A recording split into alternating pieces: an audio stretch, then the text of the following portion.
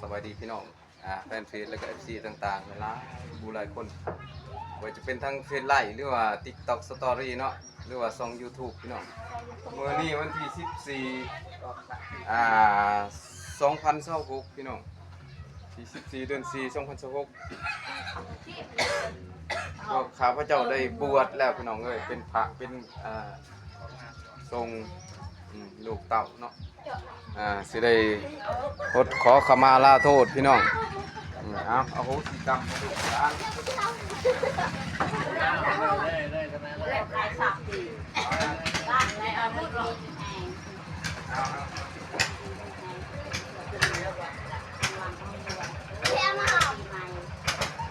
ปีใหม่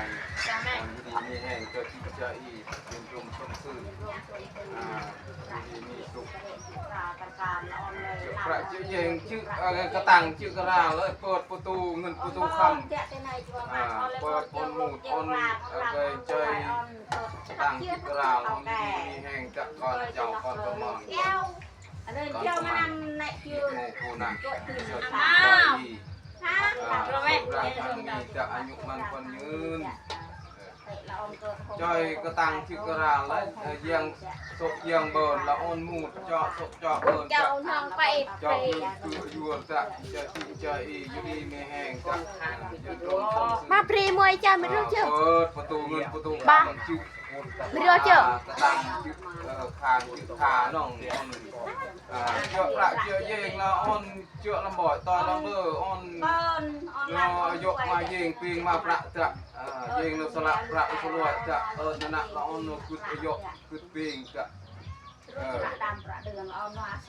มาสะคุดเอาอยู่ดีมีแห่งเด้อจะที่จะดีรำด้วยจะอยู่ดีมีแห่งจะที่จะดีจะที่จะดีอยู่ดีมีแห่งจะสกร่างทางนี้ประตูเงินเปิดประตูเงินประตูคำแต่เนาะนั่งรวยจ้ะอาการติอาการเราเจ็บยางทางนี้จ้ะอาการติสวัสดิ์เต้ป้าตีเก่าเอ้ย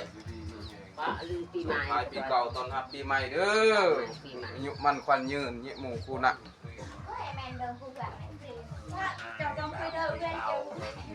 เอาละพี่น้องสำเร็จพิธีการขอขมาลาโทษพ่อแม่ปู่ย่าตายาย